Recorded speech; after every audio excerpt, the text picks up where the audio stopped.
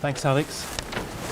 Because we have a little more time having just the two principal speakers, we'll have a slightly extended commentary this morning, and it will be given by Ronen Steinberg, who teaches in the Department of History at Michigan State University. And before that, he held research fellowships at the Eisenberg Institute for Historical Studies at the University of Michigan and also at the University of Texas at Austin. His primary interest is in the impact of the terror and particularly in the legacy of revolutionary violence, so he's well qualified to comment on our two papers. He's interested in the period, in fact, right through from the second half of the 1790s through to the 1830s, and he has several publications on that subject.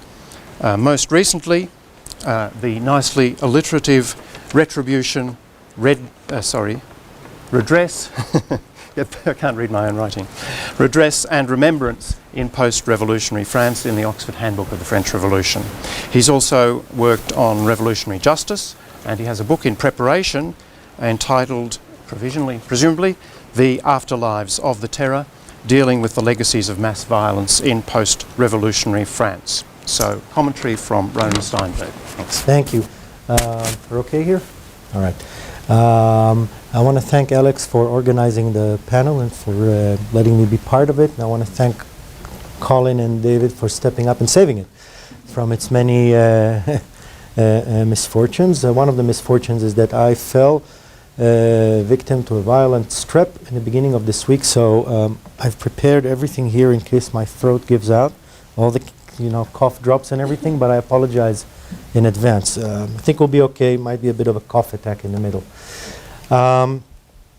So yes, like David said, usually the job of a commentator is to pull the papers together, and some maybe recap their arguments and then give a few points to each paper. But since we all stepped up and made more extensive efforts, I will talk about the papers, but I'm also, they told me I can talk more. And I'm a professor of history. If they tell me I can talk more, I talk more.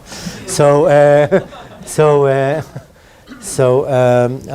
took the opportunity to perhaps use this platform to offer some broader thoughts about the category of victim in revolutionary historiography, the difficulties of talking about it and stuff like that.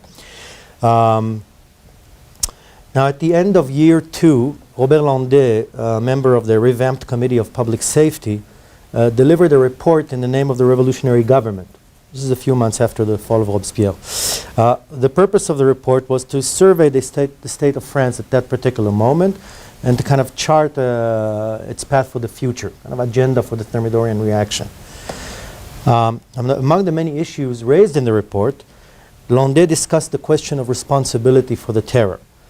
Responsibility for the terror, he argued, was collective, part of a revolutionary dynamic that no one could fully control or understand. It follows that there was no place to bring individuals to justice for their role in the repression of year 2. In fact, it was dangerous to do so. And here's the quote: "The revolution has left victims in its wake. Fortunes have been overturned. Are you now going to undertake the examination of each specific case? Reason, the welfare of the fatherland, forbids you from looking back at the ruins you have left behind." End quote. Revolutions, Landais was implying, cannot afford an accounting of their own past. Like Lot's wife, they risk turning into a pillar of salt if they look back at the smoldering city behind them. The gaze of the revolutionaries must remain fixed resolutely on the future, on the realization of the social and political order that they set out to achieve. But what is to be done about the victims? See, victims are all about an accounting of the past. What they want is some form of reparation, some restoration of things to where they were before the damage had been done. They are hurt, their lives have been rent, and they want to be made whole again. The demand of the victims, impossible yet inevitable, is to undo the past in some way. We have today two papers that each in its own way place the category of the victims at the center of their interpretation. Colin Jones's paper reevaluates Nine Thermidor by analyzing Robespierre's self-fashioning as a victim. Jones shows us that Robespierre did this intentionally, skillfully, and well before the terror. Devoting special attention to the last speech, the one of 8 Thermidor, Jones argues that we have here not so much the end of the terror, but rather a prefiguring of some of the more salient features of the Thermidorian reaction, most notably how did you say, a victim's culture or a culture of victimhood, something like that. So Jones's paper in this sense joins kind of recent efforts or tendency to stress the continuities across the divide of Nine Thermidor. Colin is part of a forum that Laura Mason edited for French Historical Studies on Thermidor. I also have a piece there, and I think a lot of the authors there stress continuities across Nine Thermidor. Alex Fairfax Cholmondeley's paper, sorry if I'm mispronouncing this, Alex, offers a social history of victims of the terror based on petitions that they wrote after the fall of Robespierre. Through this unique set of sources, and I think we must acknowledge at the outset the very evocative kind of emotional and enticing nature of the evidence you're dealing with. When I read your paper, I really felt that I was getting a glimpse into a lost reality, in a way, with this evidence that you brought forth. So Fairfax restores agency to the most agencyless category of all, the victim. For the victims of the terror, Fairfax shows, were not passive. They campaigned for the rehabilitation of their reputation. They demanded to be compensated for the losses they incurred. They denounced the authors of their misfortune, and they even wrote their own histories of that tumultuous year. So Alex's paper thus adds considerable depth to Bronislaw Bachko's agenda-setting work about the reaction. Now, discussions of victims in the historiography of the revolution, even when it comes to the terror, are quite rare.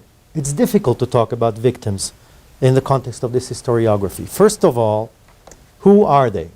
Defining the victims of the revolution, defining the victims of any historical event that includes massive repression and massive social dislocation is a moral and political minefield.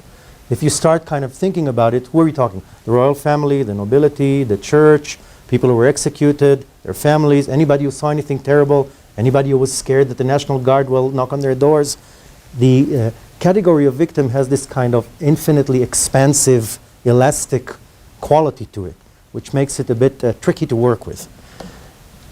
Moreover, there's another difficulty of talking about victims. If there are victims, there must have been a crime, or a disaster, or a catastrophe of some sorts. So are we now saying the revolution is a crime or a catastrophe or a disaster of some sorts? I know even historians highly critical of the revolution don't say that, won't say that, but the implication is there. And it's so I think there's a political problem in bringing up the victims of the revolution or victims of the terror that's difficult to contend with. So the presenters are to be congratulated for bringing up this subject directly, because as I think Alex shows very clearly, if you do so, you get new vistas on the revolutionary decade, things that we simply could not see before. What I'd like to do now is offer a few points for each paper and then raise some broader points on the category of the victim. So first for Colin's paper, my first question is about the rhetoric of victimhood that Robespierre employed skillfully. Why did he do it? I mean, what did he get out of it? Since it is in a way, a calculated move. So that's one question. Second, in my second question, I might be answering a little bit my first one, I now realize. Anyway, but so I just looked at it and I said, yeah, well, he could just say that.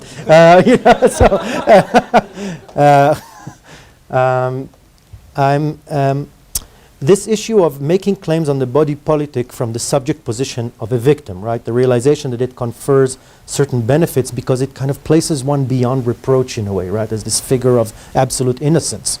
Now, was this a new feature that was introduced by the revolution into political life? Because if it was, I think that's a fascinating hypothesis to examine. Is this something that emerges under the French Revolution, or does this have a longer history under the monarchy, for example? It would be interesting to see. My point of comparison when I think about mass violence is always to think, well, how did victims of, let's say, something like St. Bartholomew's Massacre position themselves in its aftermath? I know there's a problem with available sources. I bet it would have been very different. Maybe because of the presence of the religious framework in place. So that's another thing. Third point that occurred to me while reading your paper, Colin, I might be reading into it. It seems to me that your interpretation challenges a very influential thesis of Keith Baker, right? Keith Baker's kind of influential argument that the origins of the revolution and the origins of the terror lie in this discourse of the will, right? So just as a quick reminder, right, Baker argued that in the ideological origins of the revolution, he argued that there were three competing discourses that developed under the monarchy in order to critique the monarchy, right? There was a discourse of reason, a discourse of will, and a discourse of justice. And what happens in 1789, Baker thinks, is that the discourse of will, the Rousseauian one, gains the upper hand. And that makes the terror inevitable for him. But in this rhetoric of victimhood that Robespierre is undertaking well before the terror, that's a discourse of justice. It belongs to in many ways, to a rhetoric of justice. So I wonder if there's a nice way of actually complicating this very influential thesis of Keith Baker here. Another small point that occurred to me while listening to you now, this issue about depicting Robespierre, this vituperation, depicting him as Nero, as Cromwell, as Catalina, that's something that repeats itself in characterizations of représentants en mission in general after. And I think that it could be, I know it's a delegitimizing tool, but I think it is also a discourse on the nature of power, on the nature of political power under the revolution, and they refer to antiquity in order to... Anyway, my final point is actually a counterfactual one, and it's to, if I may raise a counterfactual point, and it's about this continuity that I think you see across 9 Thermidor. You said that the Thermidorians achieved much of what Robespierre lays out, this plan, this political plan of his. Yes, but they also dismantled very rapidly the institutional apparatus of the terror within weeks after his fall. They repealed laws, they released the mass release of prisoners, etc. They reorganized the Revolutionary Tribunal in a way that curtailed much of its power. So, is there any reason to believe any of this would have taken place if Robespierre were still in power? Any of this dismantling? And if so, doesn't this suggest that we are still dealing with quite a radical turning point in 9 Thermidor? That's the counterfactual. Moving on to Alex's paper, excuse me. So I think that one of the profound questions, and there are many, one of the profound questions that Alex raises in his paper is this about rehabilitation of reputation. Why did they need to do that? Why was that important for the victims of the terror to rehabilitate their reputation? And I'd like to offer some thoughts about this, because I work with similar materials, so I've encountered that a lot myself. I've written about the réhabilitation de la mémoire, as the phase, the posthumous exoneration. I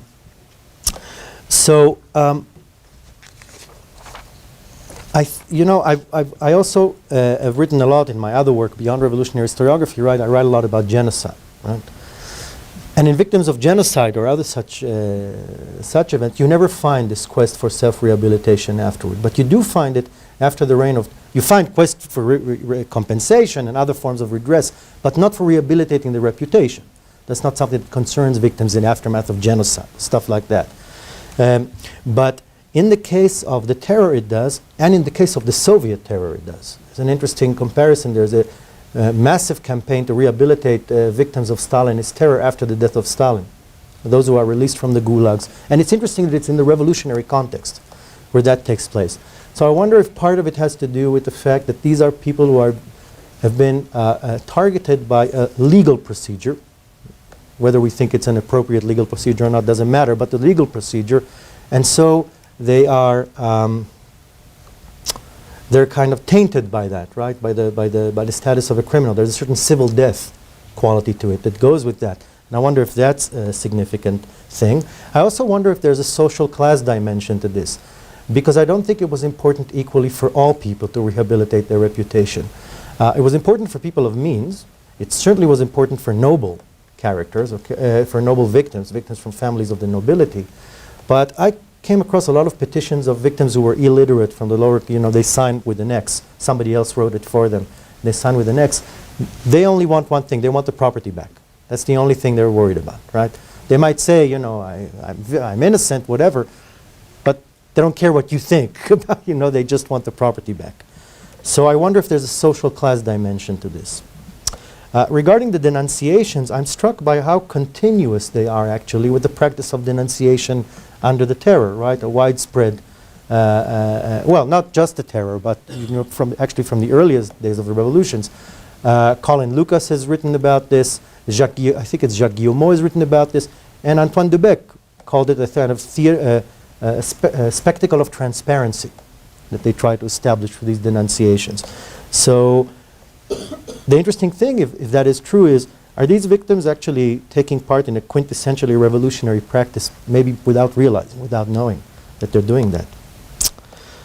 Finally, I wanted to say something about the nature of the sources, particularly when it comes to these histories, these alternative histories of the revolution. First of all, I should call your attention, because you posed a lot this contrast between, I suppose, official narrative created at the center and the alternative histories at the more popular level. But the National Convention itself, published at public expense a lot of these pièces justificatives. It comes from the center many times. So you see, it's true it's of their own members, but for example, one of them, the case of Gustave de Chezeaux, was kind of affiliated with the Girondins, and he was executed, and they ordered that his wife, they published 260 pages of pièces justificatives at the Imprimerie Nationale, at public expense. We also talked about this law that the convention took to fund an archivist who will preserve the material of the revolutionary tribunals for the benefit of the victims. So I think, I'm not sure there is the contrast. I wonder how much that contrast is actually there. And also, Suzanne Dessin has worked a lot with petitions on another case, on issues of divorce and law and that from the Thermidorian reaction. And she read all the stories in them, but she also pointed out that these are texts written for a particular objective, to get something out of someone, right? So they are in a particular genre, they use particular languages, legalese or whatever it is that they're using, and so they have to be read also in that way, not just as an alternative history. So I want to offer now some more general reflections on the category of victim. The first thing that strikes me is how the very category of victim is in tension with basic traits of the revolutionary worldview. Let me explain what I mean. The revolution is in many ways, right, in classic interpretations, and I think most of us still hold this interpretation, kind of puts the people as subjects on the stage of history, right, as agents on the stage of history, right? It transforms people into agents of their own destiny. They act through their own will on the world. They change it. Yet the victim is the exact opposite. Victims are passive by definition, because whatever happened to them, was done to them, not by them.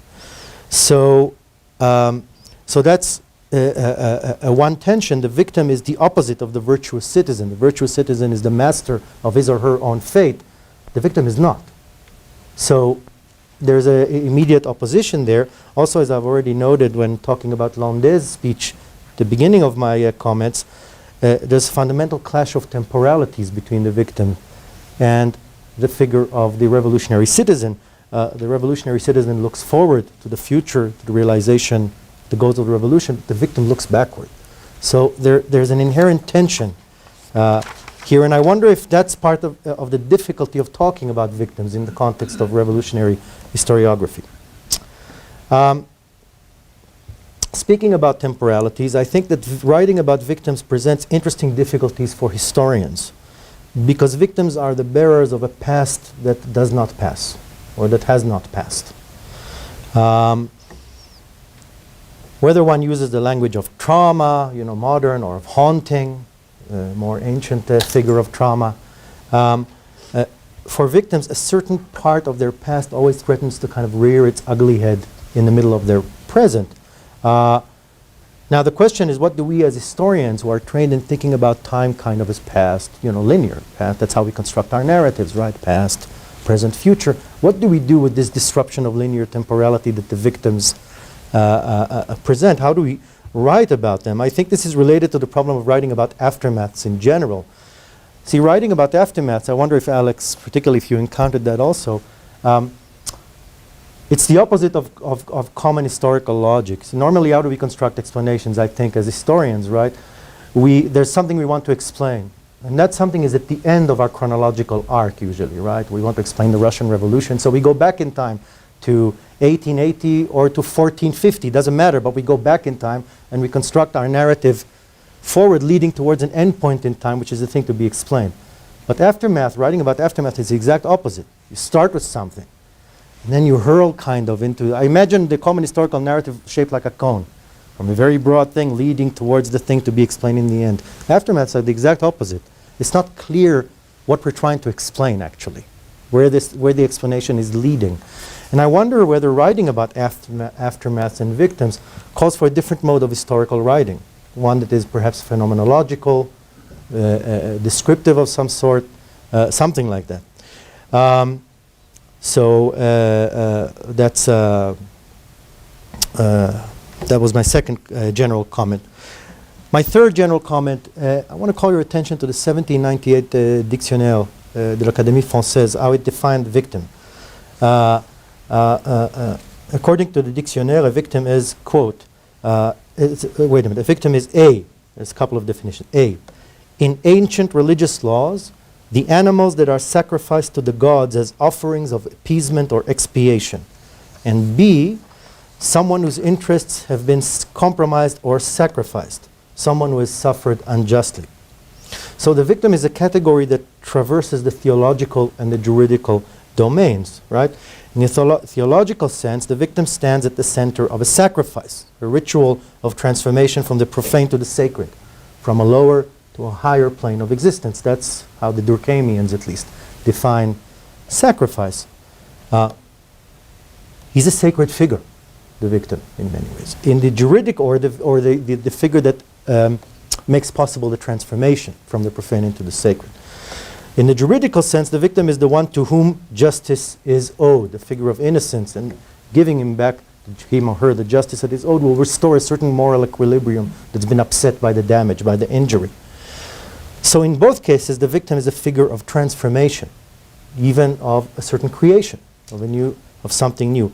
So what I'm suggesting is that we think about the victims of the revolution as fundamental elements in the institution of a new social order in the revolution. And I'm going to resort for a minute to Hebrew here. Don't worry, I won't speak in Hebrew, but I will make a point. The word for victim in Hebrew, korban, comes from the root karev, which means to be close, closeness. It's the same root for the word krovim, which is relatives. So victim and relatives come from the same root in Hebrew. The victim is that which brings together, or around which something is formed. I know it's a very René Girard kind of theory that I'm advancing here, but I wonder if the victim is in fact a necessary element in this kind of institution of a new social order. And as my final point of general reflection, I'd like us to think about, and all these things I want us all to think about together. Why is it that people like Alex, like myself, why are we actually interested in victims of the terror now, at this moment in time? Why are we interested in the aftermath of the terror now? Now, I think this reflects a certain zeitgeist, right, for lack of a better word. And I mean the preoccupation with past wrongs, with historical injustices, and with trauma. John Torpy, the sociologist, wrote that the concern in contemporary intellectual and political life with coming to terms with the past has become an obsession or something pervasive. Also, Didier Fassin and Richard Reckman recently wrote that trauma has become, for better or worse, one of the dominant modes of relating to our past. Whether they're right or not, they're making these big claims. It would be interesting to think about how we have reached this state of affairs, and I think the 1970s is the turning point here, and I have certain ideas about why. But I want to point out here, to go back to the two papers, I want to oppose them in the tone that they take toward this interest in victims or victimhood. I think in Collins' paper, if I detect, there's a kind of a critical or a suspicious tone of this culture of victimhood, right? I mean, if I quote from your paper, look how you wrote about self-interest, nothing very flattering with all the, in all this posturing of Robespierre. I think that Alex is far more respectful, takes the victims seriously in a way. So maybe there's also already a difference of generation. We already grew up and became formed as historians under different zeitgeists here. But I guess I wonder if the presenters could address this difference in tone with respect to the victims in their papers, if I'm right. And for me, I must admit, the main thing here is to try and pick a fight between an advisor and his former student. I think that would be an excellent way to end my comments. Thank you very much. Thank you. We got past that. That was the past. Yeah. It's great. I think perhaps we'll take 5 minutes, no more, for responses from, so 2.5 minutes each. No fisticuffs, please. Yeah, no, I think I'll do less than that, because I'd really like to hear what people thought, and really enjoyed both the other contributions very, very much. In terms of the, what does he get out of it? Well, my argument is that he gets power. In other words, the adoption of the victim position is something which he has used consummately over the whole of his career to get power. Where does it come from? Yes, I think that's a very interesting thing, because it sort of has an obvious affinity back to that world that Sarah Marzer explicated, where again, you have the sort of the wrong victim in terms of a family crisis, which then is extended outwards politically. So I think that's sort of where it's coming from. But I think the other thing I'd throw in the mix there is the extent to which there's the sort of narrative of victimhood is very intertwined with the narrative of patriotism. And one of the key things that happens really and very strongly under the terror is the way in which patriotism is biographized. So you basically show your patriot by saying, I was there on 14th of July, I was there on the 10th of August. And I think those things are sort of setting yourself up, if you like, in a particular way, in a way which is some ways, trying to preempt any attacks on your virtue. So I think there's a very interesting relationship between those two biographical modes. That was the main thing I just wanted to say, because I got so much out of the rest of it, and I'll keep my comments there. But thank you so much for the comments. I'd be really interested to hear. Yeah, no, thank you, Ronan. Those were excellent comments. Really, really thought-provoking. I won't respond to them all again, because it would be good to get the audience involved. But just to guess a couple of things in terms of the issue around kind of class and like who's writing this stuff. That's something that I'm very interested in. Ideally, in an ideal world, I want to try and get as low down as possible. And I think one of the, although it's true that purely from a financial point of view, it is more likely that you're going to be publishing things if you have got a bit of money. I think the collective rehabilitation idea is one way in which I can kind of square the circle, because I think that's really important. In terms of showing this at a local community level, showing this engagement with this kind of process and this kind of dialogue that moves beyond the individual. So in the Moulin case, for example, a lot of the people who were executed, actually, it looks like they're from the social elite of the town, but the collective rehabilitation angle of analysis brings in a much broader social strata. So I think that's got some mileage in it. And the second thing, or the point on the convention in the publishing, and also the Suzanne de Sam and how you read this stuff. I totally take the points, and that's one of the challenges of this kind of source material. A lot of it is very difficult to tell who the audience is, And also it's often quite difficult to tell how the publishing process. So for example, the last example, the widow of the guy who'd been guillotined by the Paris Revolution Tribunal, all I have at the moment, because I haven't been able to find any of this, haven't been able to find any sources from the case, is there's the petition in print form, which looks like, as you said, it looks like it's a convention reproduction, because the convention basically accept the case, and they're using it as a way of saying, yeah, we're doing some stuff for these people who suffered. But there are also notes in the petition to the original petition, which I think was a manuscript petition that included the pieces. So that then went to the convention, and then it was adapted. So you do still, although the convention is involved in the process, you do have that kind of bottom-up process involved as well. But one of the challenges is it's often difficult to identify which, who's got control of the process. But hopefully I'll be able to find out some more about that in the future. Can I just say something quick? Can I say something quickly? Very quickly. Is the mic on?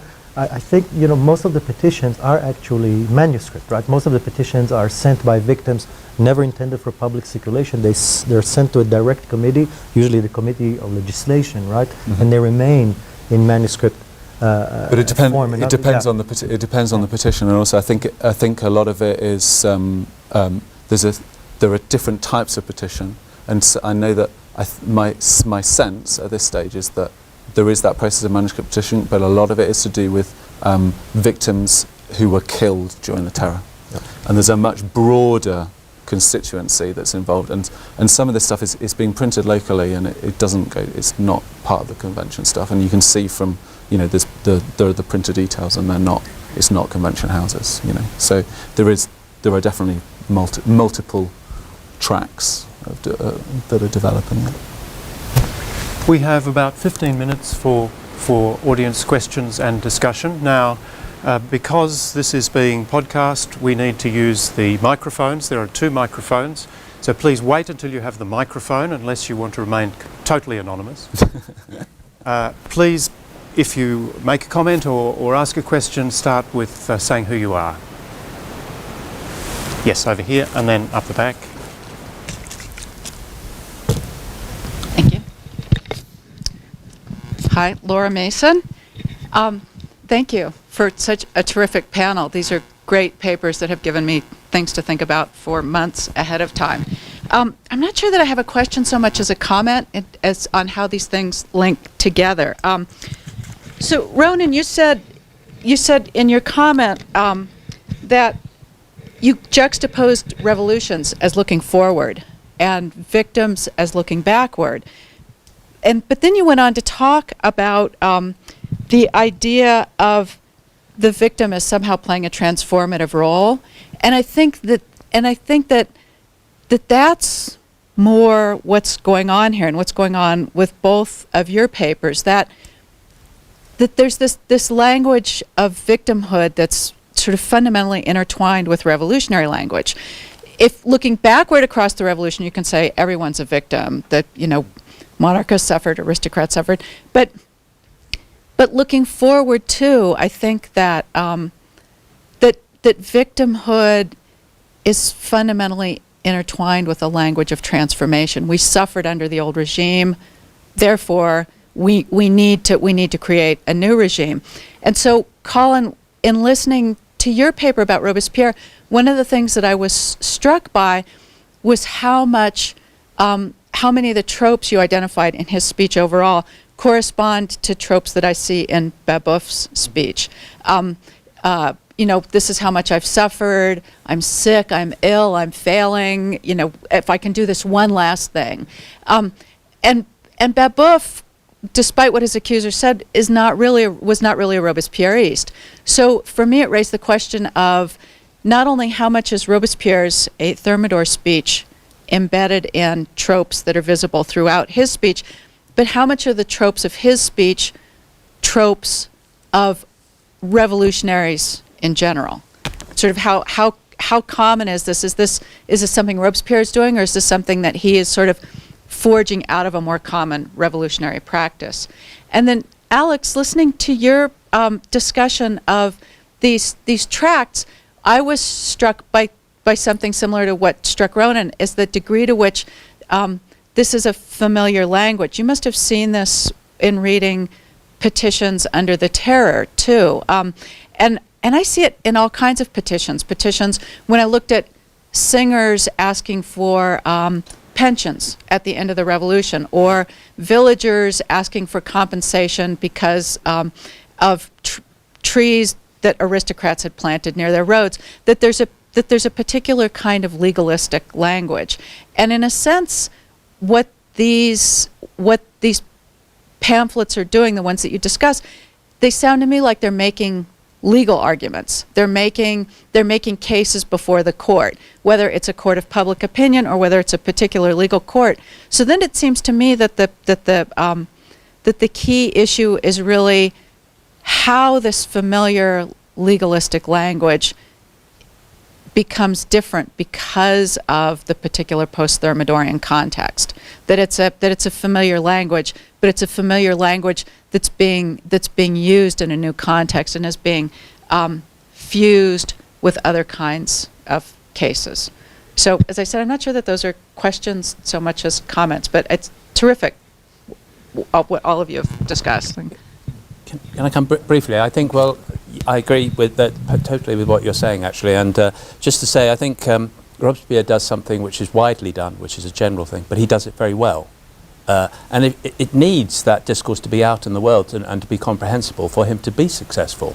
If he was just going on in this way and no one really understood what he was doing, he was doing a totally different discourse. Say, what on earth is he going on about? It's because it resonates that he has power, I think. And the second point, actually something totally clicked with Ronan for me when you said about the sacred thing, basically that, because that a bit is Robespierre as well. It's actually in his language of victimhood that this wonderful process needs its victims. We just have to say, you know, Robespierre gets really annoyed when Marat gets assassinated, and his speech more or less says, well, it should have been me, you know. It should have been me. There's a song about that, isn't there? But I think why don't they love me? Yeah, no, why don't they love me enough to kill me? Because I was waiting for it, you know. Famously, Collot, I thought it maybe Biot says, you know, he made this wonderful speech at Marat's funeral where he didn't mention Marat once. You know, that's the sort of thing, you know. So other people do it.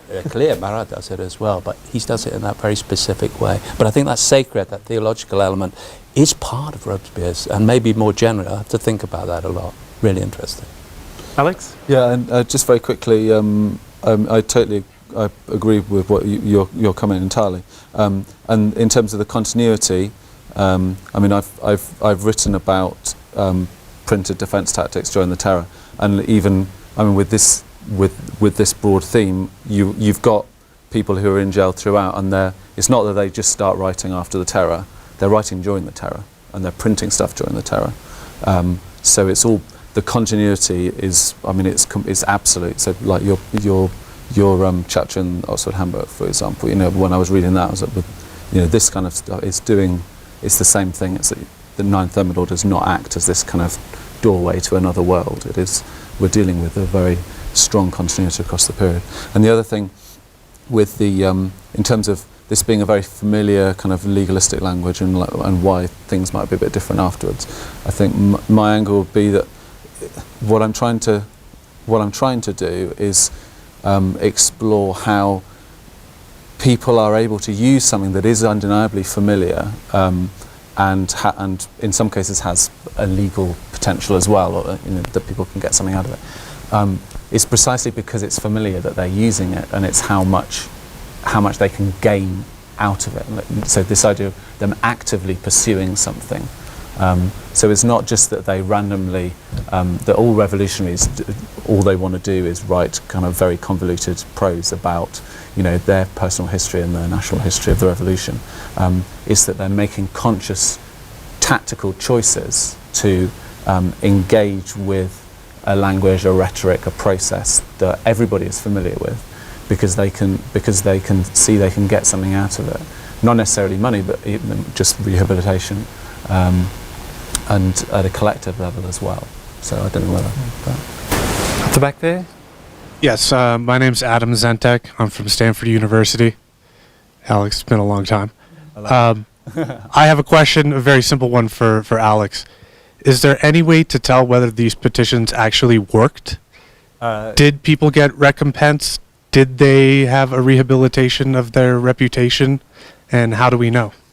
Yeah. So that's the tricky one, which involves trying to link these these very visible print documents through to something else.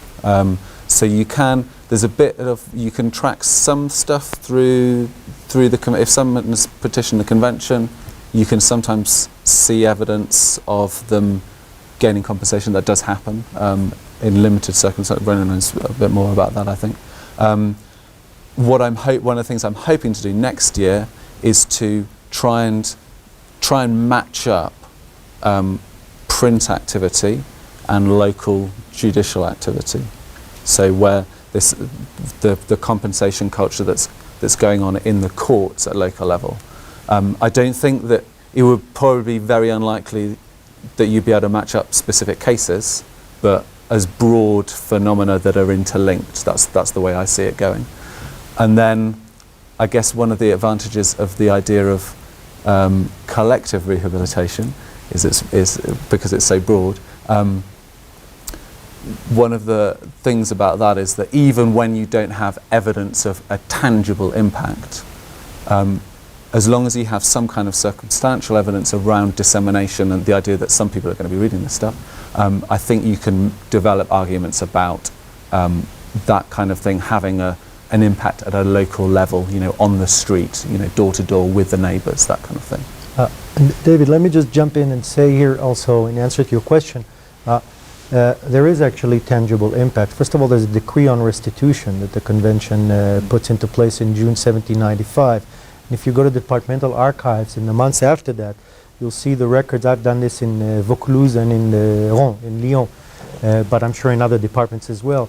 You'll see the committees that are then sent, and what they do is they have to create inventories of what you claim was lost and how much it's worth. So there's a process in place, and people do get stuff back. So the widow of Lavoisier, for example, the chemist who was executed, she got his mineral, he had a collection of minerals and rocks, and he had a considerable library. All of that was taken away. She got that back. Other people got stuff back. I think prison deputies get something back as well, don't deputies get back. Once in you're the in decree on restitution, they specifically exclude those who were executed in the events of 9 Thermidor. They're excluded specifically in that decree on restitution. But there is tangible impact, yeah. Okay, good. We have a question here and then one there. Is this working? Okay. Andrea Williams, Colorado State University. So I have kind of a comment, and I'll try to turn it into a question. I teach international studies as well as history, and so kind of feeding off something that Ronan said about our societal zeitgeist and why we might be interested in looking at the revolution and the terror in today's context. I actually just finished a unit on talking about the Arab Spring and the Egyptian Revolution, and so I have to introduce, or I have to read a lot of kind of ahistorical literature about how the internet has given us social media, and it's allowed all of these people to express their voices and actively participate and promote revolution. And this is such a new thing, and it's a watershed, and it certainly is an important period, but I think it really clicked for me when Alex talked about these pamphlets and tracts and petitions as a way for sort of bottom-up agency and involvement in even writing the history of this revolution and the terror, and so that's sort of the comment, and then my question, I guess, would be, I think in the history, it's still very new, but in the history of the Egyptian Revolution and the Arab Spring, the participation of I don't want to say subaltern because it's such a loaded term, but the common people is very much recognized and emphasized, whereas in the historical memory of the revolution that emerges in the 19th century, the role of these pamphlets in creating that narrative is less recognized. And I wonder why. Why do you think because you said it yourself that these pamphlets are actively contributing to what would become the historical memory of the terror? Why is their role not so much recognized in that case? I think because I think it's just a classic case of it's the condensation of history essentially, and I think that's why when I flagged up Colin's what Colin had been talking about this, I don't think it's a coincidence that there is a dynamic immediately after 9 Thermidor to pretend that the people were not involved in the revolution of 9 Thermidor, and that we then have this situation where since then people have not really been paying attention to people outside of the prison elite and the people doing lots of bloody things down south, which is where it's impossible to ignore. Those two things do overlap, I think, quite substantially. And just to add very, very briefly, but I think, political history in the 19th century is political history, it's parliamentary history. So to give the revolution any sort of titre de noblesse, to use the term paradoxically, you actually have to talk about what's going on in the national ceremony. So it is these great shafts of reality that get lost. Yeah. Question here? Elizabeth Cross, Harvard. I'd like to pick up on a theme that Laura Mason just brought up, the issue of tropes, because I think that's something that actually has a potential to really unite both of the papers. And I was just wondering if I could ask both speakers to comment briefly on whether you think there are sort of longer intellectual or cultural lineages to this rhetoric of victimization that you're both talking about here. Because especially as Colin was speaking, and I realize, of course, that putting Robespierre in juxtaposition with Rousseau can be really problematic, but I couldn't help but thinking in terms of sort of the self-fashioning of this victim identity and how that can be very similar to the way Rousseau sort of self-fashioned as a victim in this culture of Enlightenment sensibility. And I was just wondering if there might be sort of a longer discourse there that you could both comment on. No, just to say, absolutely. I think that is one lineage that would be very emphatic. Obviously, it's very important for Robespierre as well, but the influence of Rousseau, on the revolution through those sorts of things is absolutely, fundamental. Seeing where it goes afterwards, I think is rather interesting. I haven't thought about it very much, but thank you for the comment. Yeah, and I guess one of the obvious things that does feed in to these pamphlets is.